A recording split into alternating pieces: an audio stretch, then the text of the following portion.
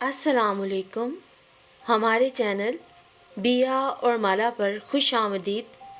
अगर आप हमारे इस चैनल पर पहली दफ़ा आए हैं या आपने अभी तक सब्सक्राइब नहीं किया तो बिया और माला को सब्सक्राइब करना और बेल आइकन प्रेस करना हरगिज़ ना भूलें।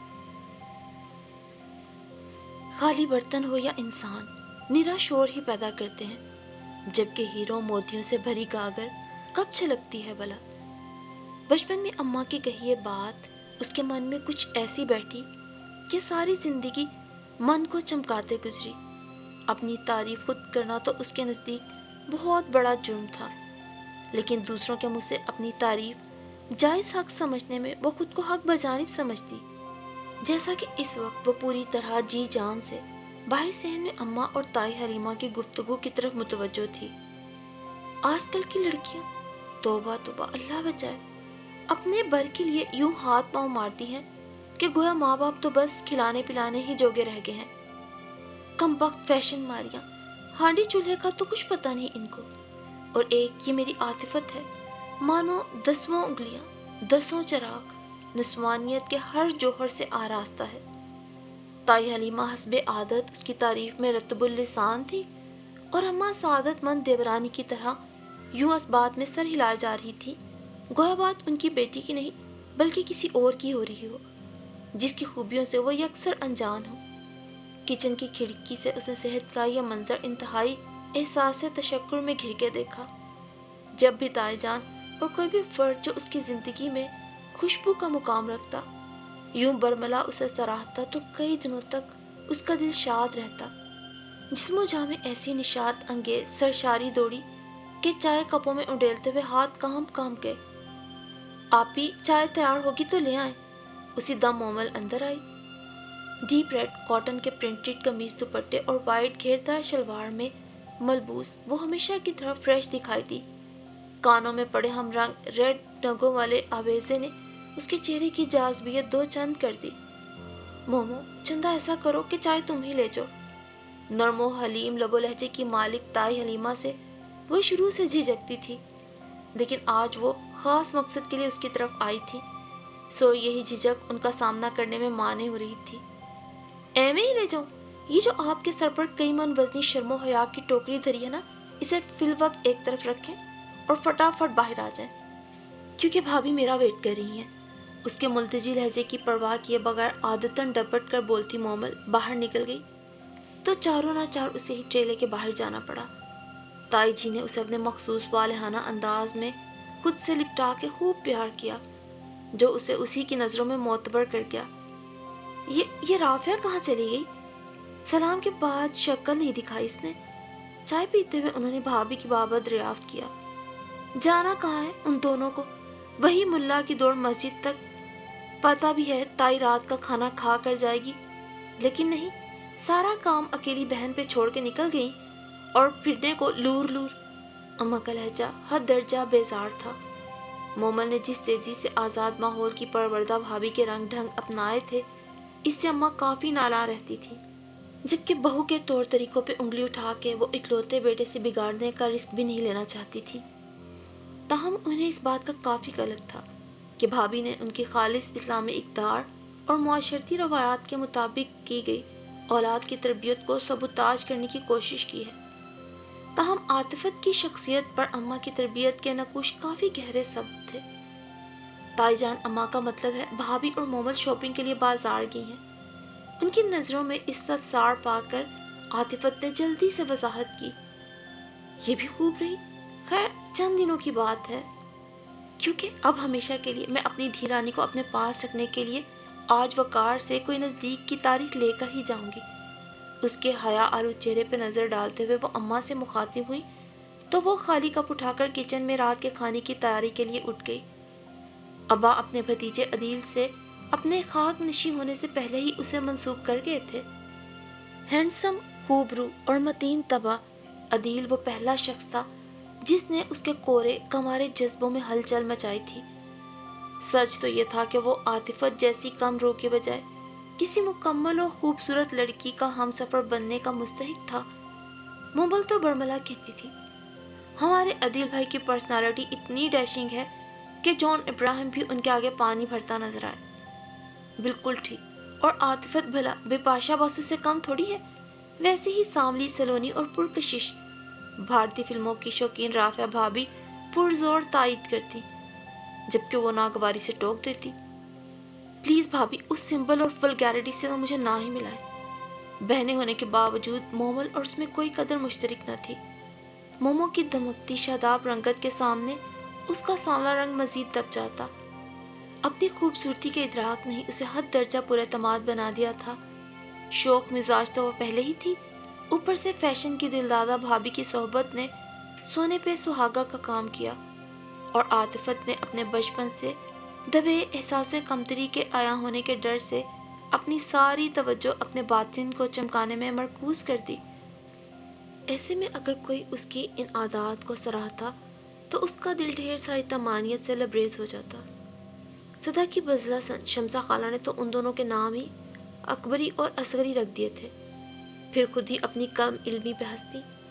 لو میں بھی کتنی چگت ہوں، اکبری تو خوبصورت اور پھوہڑ تھی، اصغری یعنی چھوٹی بہن قدرے کم رو اور سلیقہ شور تھی، جبکہ ہماری مومو تو چائے بھی بنانے سے پہلے اس کی ترکیب پوچھتی ہے۔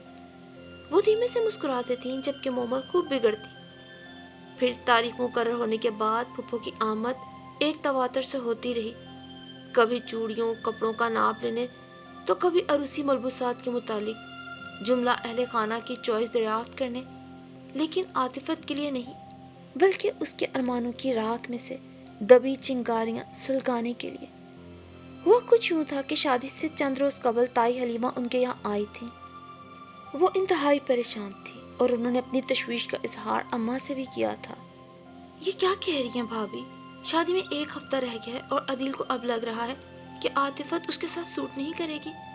مارے صدمے کے اماں تو گنگ رہ گئی تھی۔ میں کیا کروں نفیسہ، اس بڑھاپے میں اس اولاد نے ذلیل کرنے میں کوئی کسر نہیں چھوڑی۔ ہائے کل قیامت کو میں اپنے بھائی کو کیا منہ دکھاؤں گی؟ بہشتی مجھ یتیم کو کریم کی ناپسندیدگی کے باوجود بیاہ کر لائے تھے۔ عدیل قدر ناشناس صورت کو سیرت پہ ترجیح دے کر یہ بھول گیا کہ بغیر خوشبو کے پھول بھی محض کاغذ ہوتا ہے۔ میری عاطفت تو ہیروں میں تلنے کے دکھ نے کہیں اندر روح میں پنجے گاڑ دیے تھے۔ تائی جی کی شرمندہ اور مغموم آواز اسے کافی دور سے آتی سنائی دی۔ چلے ٹھیک ہے، عاطفت نہیں تو مومل ہی صحیح، اس گھر کو عدیل جیسا لائق داماد کبھی نہیں مل سکتا تھا۔ ابا اور تایا جان کی زبان کا بھرم بھی رہ جائے گا۔ محض جذباتیت میں آ کر تائی جان کو انکار کرنا محض حماقت کے سوا کچھ بھی نہیں۔ مومل کے شد و مد سے کیے گئے انکار کو اہمیت نہ دیتے ہوئے وقار بھیا کے حتمی انداز کی چھینٹ نے اماں کے لبوں پہ بھی مچلتے اعتراضات کی دھول کو ایک دم بٹھا دیا تھا۔ اماں نے چپ اور اس نے صبر کی چادر اوڑھ لی۔ اس کی ڈھیروں ساری خوبیوں میں ایک خوبی یہ بھی تھی، صبر جمیل۔ مومل عدیل کے سنگ بیاہ کر چلی گئی۔ اس کی آنکھوں میں رت جگہ کا موسم آن بسا، خوابوں کی ٹوٹی کرچیاں اور آرزوؤں کے نشتر اس زور سے چبھے کہ آنکھ آنکھ سے درد دسنے لگا، جسے چھپانے کی خاطر اس نے قریبی پرائیویٹ اسکول جوائن کر لیا۔ پرنسپل نے ایک دو بار اسے اپنی ڈریسنگ بہتر کرنے کی طرف توجہ دلائی، کیونکہ وہ اپنے سٹینڈرڈ پر کسی قسم کا کمپرومائز کرنے پہ تیار نہ تھی۔ اس سے پہلے کہ پرنسپل کی ہدایت حکم کا روپ دھارتی، اس نے خاموشی سے اسکول کی نوکری ہی چھوڑ دی۔ اگلے روز صبح ناشتے کے وقت رافعہ بھابھی اماں سے کہہ رہی تھی، اس سنڈے کو آنٹی منگنی کے لیے آ رہی ہیں۔ روایتی چھان پٹک کا تردد انہوں نے نہیں کیا اور نہ ہم نے۔ مناسب یہی ہے کہ بات جلد پکی کر لی جائے، وقار بھی اس کے حق میں ہے۔ ناشتے کا پھیلاوا سمیٹتے ہوئے وہ یہ سب بے دلی سے سن رہی تھی۔ رافعہ بھابھی کئی دنوں سے اپنے کسی فرسٹ کزن کی چیدہ چیدہ خوبیاں گنواتے ہوئے اماں کو قائل کرنے میں لگی ہوئی تھی۔ عدیل سے نسبت ٹوٹنے پہ خاندان بھر میں ہونے والی چہمگوئیوں نے انہیں بے دم سا کر دیا تھا۔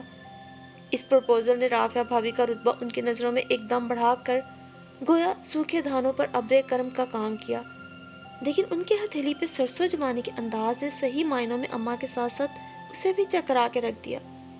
وہ تو ٹھیک ہے رافعہ، لیکن بغیر جانچ پرکھ کے اتنی جلدی سب کیسے ممکن ہے؟ اماں متذبذب تھی۔ اس میں ناممکن کیا ہے؟ آپ کے نہیں لیکن میرے اور وقار کے تو دیکھے بھالے ہیں، ایسے رشتے بار بار نہیں ملتے۔ اتنا بڑا بزنس ہے جبران کا، 4 سال باہر گزار کر آیا ہے، زیر استعمال گاڑیوں کا تو شمار ممکن ہی نہیں۔ بھابھی کے لہجے میں اپنے میکے والوں کے لیے 27 سے زیادہ تفاخر تھا۔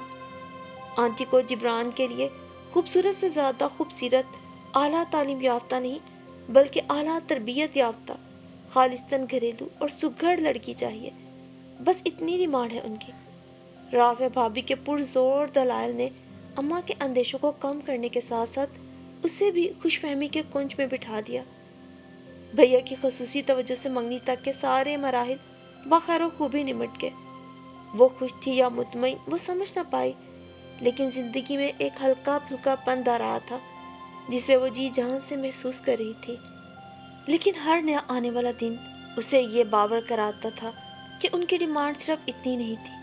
اماں کافی چہ بجے ہوئیں جب بھابھی نے جبران کی پسندیدگی کے گراف تک پہنچنے کے لیے حسب منشا اس کی وضع قطع بنا ڈالی۔ جبران اس کی توقع سے بڑھ کے بے باک ثابت ہوا۔ اس کے جدید زمانے کے تقاضوں سے ہم آہنگ اور عورت کے 70 کے مفہوم کی نفی کرتے گفٹ کیے گئے ملبوسات زیب تن کر کے دل کے بوجھل پن کو نظر انداز کرنے کے باوجود وہ اماں کی شاکی نظروں کا سامنا کرنے کی ہمت خود میں نہ لا سکی۔ ہر خلاف فطرت کیے گئے کام کا نتیجہ یقیناً خلاف توقع نکلتا ہے۔ اس کے لمبے سیاہ بال جو چوٹی کی صورت ہمیشہ دوپٹے میں چھپے رہتے تھے، اب سٹریپ کٹنگ اور سٹریکنگ کی شکل اختیار کر گئے تھے۔ ڈھیلے ڈھالے سادے شلوار قمیص کی جگہ ٹائٹ فٹنگ والی شرٹ، ٹکنوں تک کٹ پاجامہ اور گلے میں رسی نما دوپٹہ ڈالنا اس کے لیے بنوں کے خار چلنے کے مترادف ثابت ہوا۔ بات یہاں تک ہوتی تو بھی ٹھیک تھا، لیکن ہر دوسرے دن جبران کا آؤٹنگ کے بہانے شہر کے سارے ڈیٹنگ پوائنٹس میں لیے پھرنا اس پہ اس کا حد درجہ بے باک اور اخلاقی قدروں کو پامال کرتا انداز گفتگو، جبر کی کڑی راہ پہ ان سب کو برداشت کرتے ہوئے بھی اس کی ناگواری چھلک پڑتی۔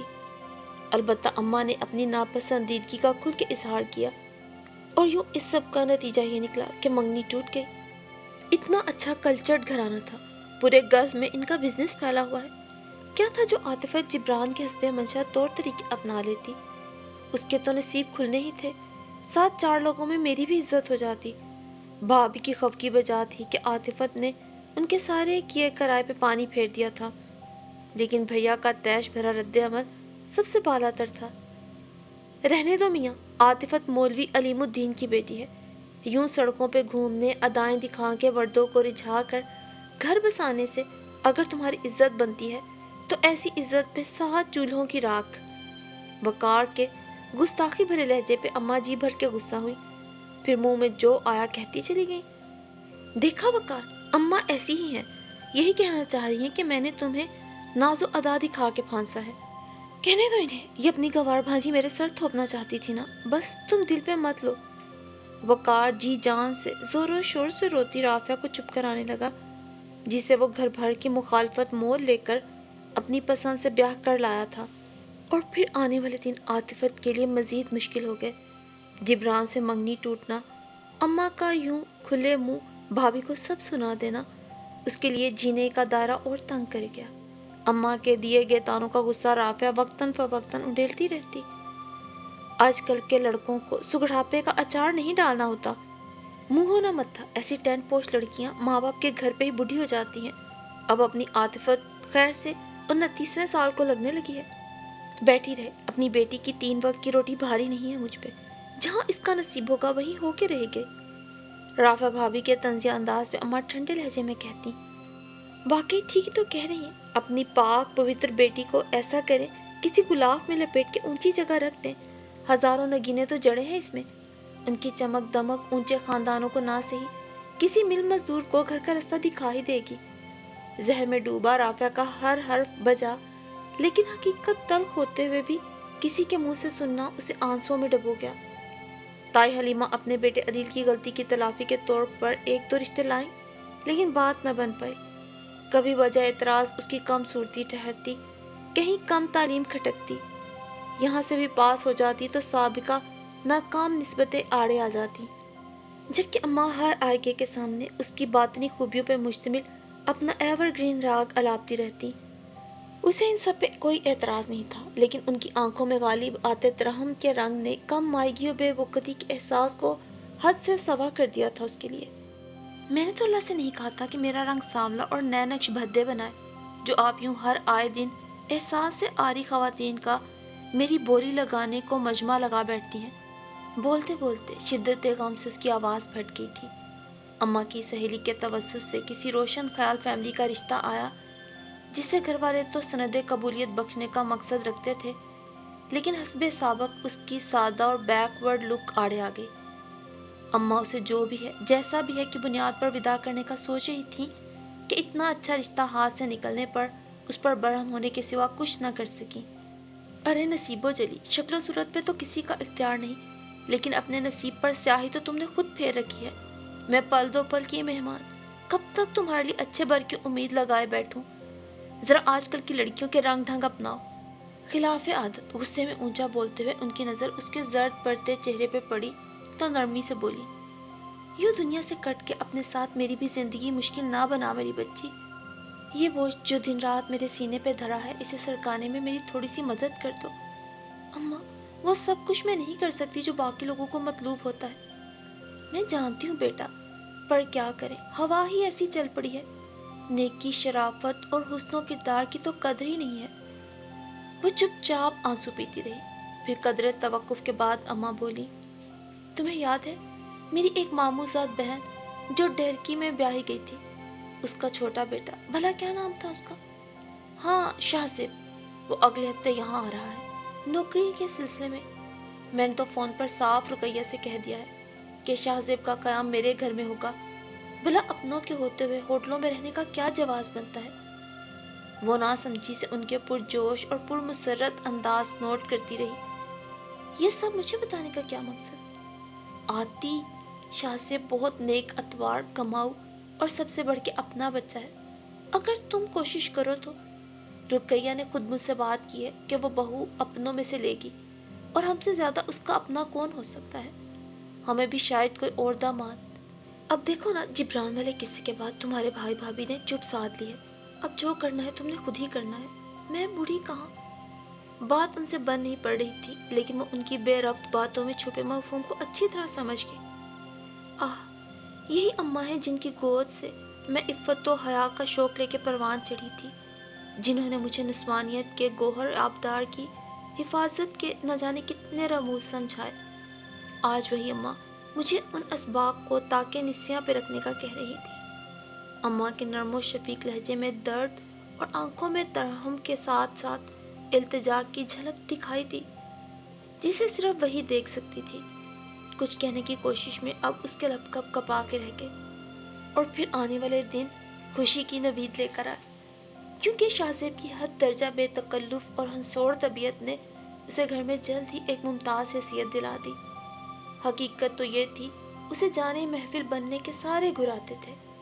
فیشن اور ملبوسات کے نت نئے رجحانات سے واقفیت کی بنا پر رافع بھابھی تو روز اول سے اس کی گرویدہ ہو گئی تھی۔ باتوں کی شوقین مومل بھی اپنے دو سراست کے ہمراہ ہر دوسرے روز آ دھمکتی۔ ہفتہ بھر میں کم از کم 2 بار پکنک کا پروگرام شاہزیب کی سرکردگی میں ترتیب دیا جاتا، جس میں عاطفت کی شمولیت اس کے نزدیک از حد ضروری ہوتی۔ بصورت دیگر پروگرام کینسل۔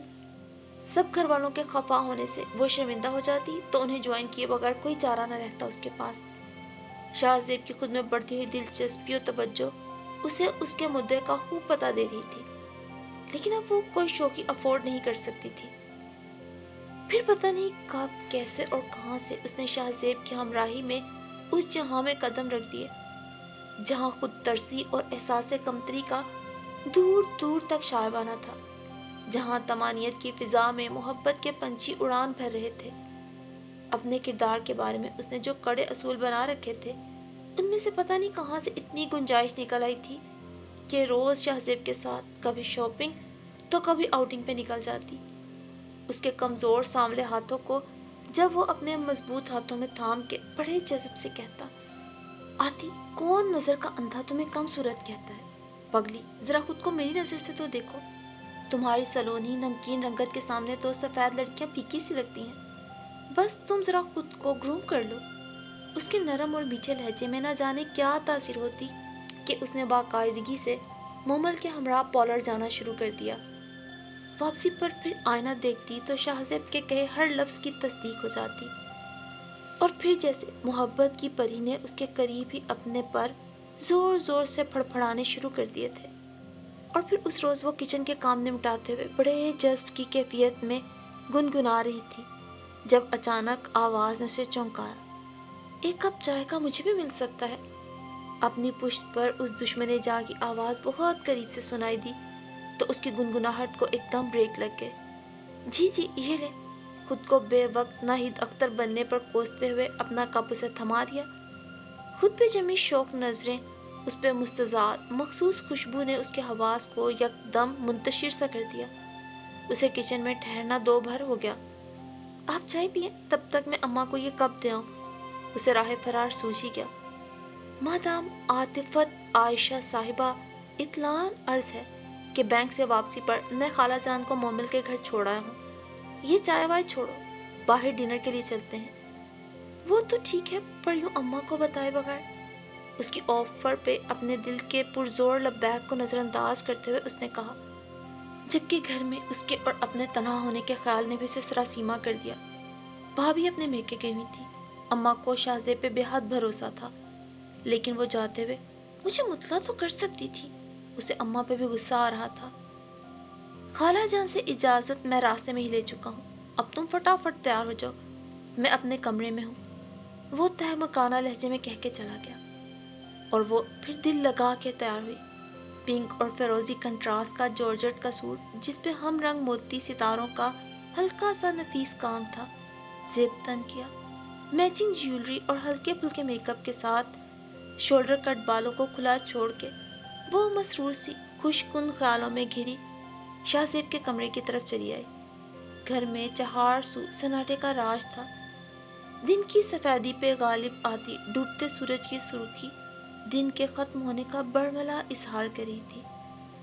دروازہ کھولنے کے لیے جو ہی اس نے ہینڈل پہ ہاتھ رکھا تو اندر سے آتی شاہ زیب کی بلند آواز نے اسے ٹھٹک کے رک جانے پہ مجبور کر دیا۔ وہ موبائل پر کسی سے محو گفتگو تھا۔ اوہ نو ریمل، میری جان، تم نے یہ سوچا بھی کیسے کہ میں اس گنوار عاطفت کو اپنا لائف پارٹنر بنا بیٹھوں گا؟ وہ تو اماں کو اس کالک کو میرے منہ پہ ملنا تھا۔ بقول ان کے شریف اور با کردار بیوی مرد کی قیمتی متاع ہوتی ہے۔ اب اگر وہ اپنی اس سو کالڈ با پردہ باحیا بھانجی کو دیکھ لیں جو بلا ناغہ ایک غیر مرد کے ساتھ ہوٹلنگ اور آؤٹنگ کرتی پھر رہی ہے، تو انہیں تمہاری اپ ٹو ڈیٹ ڈریسنگ پر کیا بہو بنانے میں بھی کوئی اعتراض نہیں ہوگا۔ یہ طنزیہ لب و لہجہ شاہ زیب کا ہی تھا۔ ساتوں آسمان سر پہ گرنے کا محاورہ اس لمحے اسے باطل لگا۔ شاہ زیب کے ساتھ ساتھ پوری کائنات کا ذرہ ذرہ اسے اپنی ذات کی دھجیاں بکھیرتا محسوس ہوا۔ ریمل مائی لو، تمہارا شہری تمہارے علاوہ کسی اور کے بارے میں سوچے؟ It's impossible. اس مثل حور کی اولاد کی ذرا سی تعریف کیا کر دی ہے؟ وہ تو سچ سمجھ بیٹھی ہے۔ وہ تو میں ذرا اماں کے دعووں کو چیک کر رہا تھا۔ جب کسی کی پارسائی کے اتنے قصیدے سنو نا تو پھر دل چاہتا ہے کہ دیکھ لو کتنے کو پانی میں ہے۔ وہ اور بھی بہت کچھ کہہ گیا تھا، جبکہ باہر عاطفت کانپتی لرزتی ٹانگوں سے خود کو گھسیٹتی بمشکل کمرے میں پہنچی۔ ڈریسنگ ٹیبل کے سامنے بے آواز روتے ہوئے وہ کانوں سے جھمکے اتارتے ہوئے دل ہی دل میں اماں سے معذرت کرنے لگی۔ مجھے معاف کر دیجیے اماں، میں شاید اس کام میں کوری ہوں۔ آپ نے تو بہت مواقع دیے، پر شاید میرے نصیب میں تا حیات آپ کی دہلیز پہ بیٹھے رہنا ہی لکھا ہے۔ مجھے معاف کر دیجیے گا، میں نے اپنی سی پوری کوشش کی اپنے آپ کو دنیا کے سانچے میں ڈھالنے کی، دوسرے کی پسند کے معیار پہ پورا اترنے کی، لیکن آپ کی بیٹی کا نصیب ہی ایسا ہے، اور آج آپ کی بیٹی ٹوٹ گئی ہے، تھک گئی ہے، ہار گئی ہے۔ پہلے عدیل، پھر جبران اور اب شاہ سے آپ کی بیٹی کسی کے معیار پہ بھی پورا نہ اتر پائی۔ مجھے معاف کر دیجیے۔ شام کی ہلکی ہلکی روشنی کو رات کی تاریکی نے نگل لیا تھا۔ اس کے ساتھ ساتھ عاطفت کے دل میں پیدا ہوتی ہلکی مہم سی امید کو بھی نا امیدی اور مایوسی کے اندھیروں نے نگل لیا تھا۔ بس اتنا سا قصور تھا اس کا، اپنا ایک گھر بنانے کی چاہ۔